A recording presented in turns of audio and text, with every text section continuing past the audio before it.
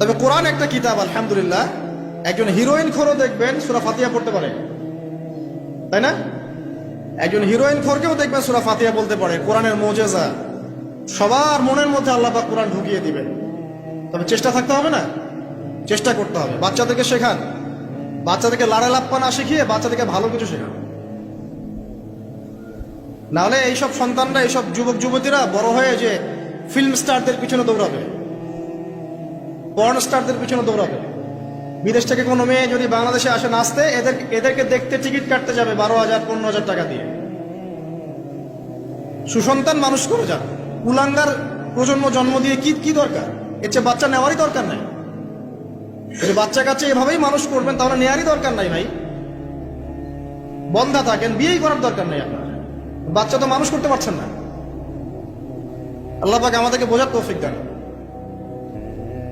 3 কুল পড়ে ঘুমাবেন। 3 কুলের মধ্যে একটা সূরা ইখলাস, একটা সূরা ফালাক, একটা সূরা নাস।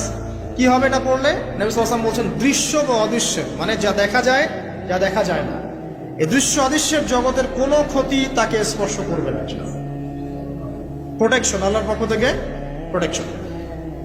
আর এটা যখন রাতে পড়বেন তখন এভাবে পড়বেন।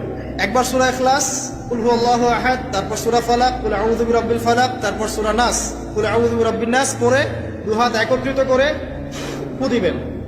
দিয়ে মাথা থেকে নিয়ে এভাবে, পুরো মাথা থেকে নিয়ে পুরো বডি এভাবে মাসাজ করবেন, এভাবে। ঠিক আছে?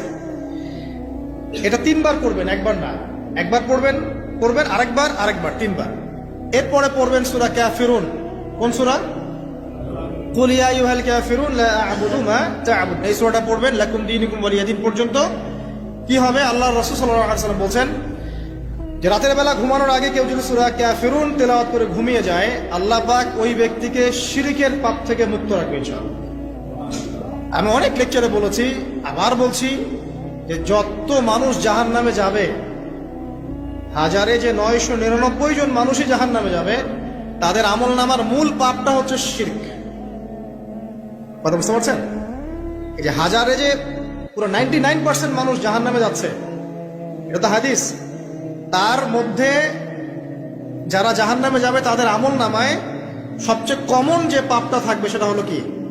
শিরকের পাপ। কারণ শিরক ছাড়া আল্লাহ পাক যে কোনো পাপ তওবা করলেই যাকে ইচ্ছা মাফ করে দিতে পারে। শিরকরত অবস্থায় কোনো মানুষ যদি মারা যায় তাহলে সে ব্যক্তি জাহান্নামে যাবে, এটাই চূড়ান্ত। ইল্লা মাশাআল্লাহ।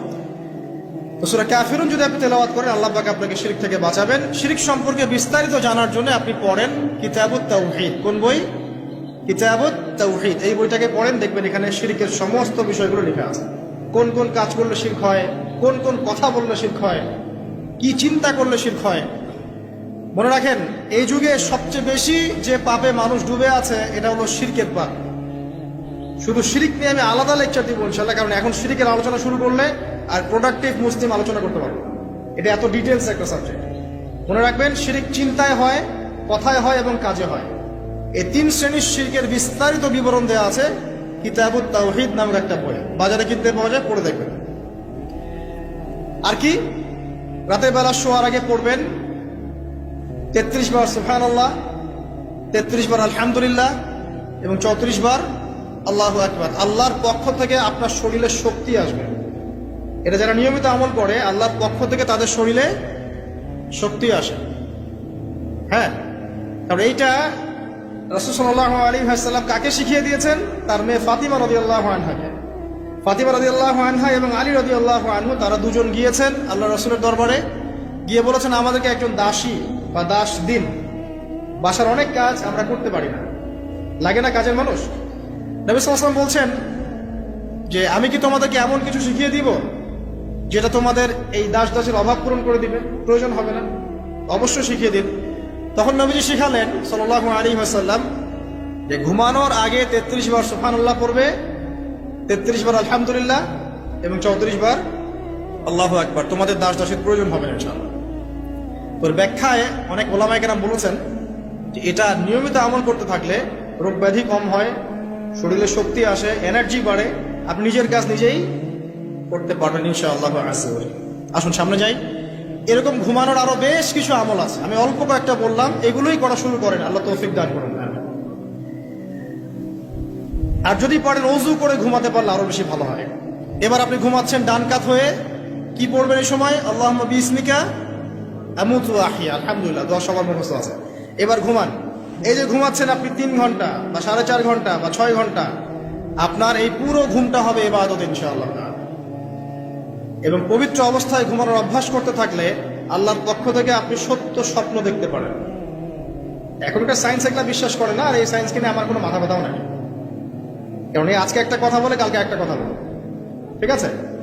তো আল্লাহর পক্ষ থেকে আপনি সত্য স্বপ্ন দেখতে পারেন। ইউসুফ আলাইহিস সালাম জেলখানায় বন্দী, সূরা ইউসুফ পড়ে দেখেন। তখন কয়েদিদের মধ্যে 2 জন স্বপ্ন দেখেছে। একজন স্বপ্ন দেখছে তার মাথার উপরে রুটি, উপর থেকে পাখি এটা ঠোকরে কি করছে, খেয়ে নিয়ে চলে যাচ্ছে। আরেকজন স্বপ্ন দেখেছে যে সে শরাব পান করাচ্ছে একজনকে, আছে না সূরা ইউসুফে? তো ইউসুফ আলাইহিস সালাম বললেন যে যার মাথা থেকে পাখির ঠোকরায় খেয়ে নিচ্ছে খাবার, তাকে শুলদণ্ড দেওয়া হবে। আর যে শরাব পান করাচ্ছে সে অতি শীঘ্রই মুক্ত হয়ে যাবে, জেল থেকে ছাড়া পেয়ে যাবে। কয়দিন পর তাই হলো। এই যে স্বপ্ন যারা দেখেছে এরা কি মুসলিম? এই স্বপ্ন যারা দেখেছে এরা কিন্তু মুসলিম না। ইউসুফ আলাইহিস সালাম মুসলিম, তিনি আল্লাহর নবী, তিনি স্বপ্নের ব্যাখ্যা করছেন, কিন্তু এখানে একজন অমুসলিমের স্বপ্ন সত্য হয়েছে। একজন অমুসলিমকে আল্লাহ পাক স্বপ্ন দেখাতে পারেন, দলিল আছে কোরআনে। সত্য স্বপ্ন বলে একটা বিষয় আছে, যেটার জন্য অবশ্যই আল্লাহর পক্ষ থেকে নূর দরকার, স্বচ্ছ একটা মন দরকার, কলবুন সালিম দরকার, বেশি বেশি আমল দরকার, হ্যাঁ, আধ্যাত্মিকত্ব দরকার, আল্লাহর মারিফত দরকার। তারপরে ইনশাআল্লাহ সত্য স্বপ্নের প্রশ্ন আসবে। সারাদিন টিভি দেখে, গান সিরিয়াল দেখে, গালিগালাজ করে, গীবত তহমত করে, খোঁচাখুচি করে, চুলাচুলি করে, এদের সাথে সত্য স্বপ্নের কি সম্পর্ক? এদেরকে তো শয়তান স্বপ্ন দেখাবে। কথা বুঝতে পারছেন না? ফজরের নামাজের পরে নবী সাল্লাল্লাহু আলাইহি ওয়াসাল্লাম বসে থাকতেন, সাহাবীরা তাকে বলতেন কে কোন স্বপ্ন দেখেছেন, তিনি বলতেন, এবং তিনি স্বপ্নের ব্যাখ্যা ইন্টারপ্রিটেশন করতেন, যে এটা এটা এটা এমন, এটা এমন। এমনকি এই যে আপনার উহুদের যুদ্ধের আগের রাতে অনেক সাহাবী স্বপ্ন দেখেছেন, এবং পরের দিন দেখবেন উহুদের দিনে অনেক সাহাবী শহীদ হয়েছে। তো যাই হোক, ওইদিকে আমি যাচ্ছি না। তো এই যে ঘুমটা আপনি ঘুমাচ্ছেন, ইনশাআল্লাহ আপনার ঘুমটা কি হচ্ছে? ইবাদত হচ্ছে না? আলহামদুলিল্লাহ। আলেম যারা, তাদের ঘুমও ইবাদত। যারা যে মুসলিম, মুমিন, মুত্তাকি, আলেম, তাদের ঘুমগুলো কি ইবাদত। এখন ঘুমান শেষ, ঘুমের মধ্যে যদি দুঃস্বপ্ন দেখেন, তাহলে আপনি বাম দিকে 3 বার থুতু ফেলবেন, ফেলে আউযু বিল্লাহি মিনাশ শাইতানির রাজিম পড়বেন, পরে পাশ পরিবর্তন করে আবার ঘুমাবেন। এটা হয় না ঘুমের মধ্যে অনেক সময়? অনেকে বোবা ধরে, শ্বাস নিতে পারে না। এগুলো এজন্যই হয় কারণ তারা ঘুমানোর আগের জিকির আজগারগুলো করে না। নিয়মিত করলে এগুলো সমস্যা ইনশাআল্লাহ হবে না। আপনি নিজের ভালো নিজেই বোঝেন, হুজুরের কাছে দৌড়ানোর দরকার নাই এত বেশি। নিজের বাচ্চাকে নিয়ে এত দৌড়ানো, এই কবিরাজ, ওই কবিরাজ, ওইখানে তাবিজ, এত দরকার নাই তো। নিজের আমল নিজে করেন, দেখবেন আপনি আল্লাহ পাকের পক্ষ থেকে নিরাপত্তার মধ্যে আছেন ইনশাআল্লাহ। আল্লাহ তৌফিক দান করুন। এরপরে ঘুম থেকে উঠলেন, চেষ্টা করব আমরা ঘুম থেকে ওঠার কয়টার সময়? 5টায় যদি ফজরের নামাজ হয় বা 4:30টায় যদি ফজরের নামাজ হয়, মিনিমাম 4টায় উঠতে হবে। কয়টায়? 4টায়।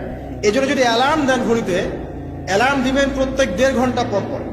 মনে করেন যে আপনি 1.5 ঘন্টা ঘুমাতে যাচ্ছেন, তাহলে 1.5 ঘন্টা পরে অ্যালার্ম সেট করবেন, অথবা 3 ঘন্টা পর, অথবা 4.5 ঘন্টা, অথবা 6 ঘন্টা।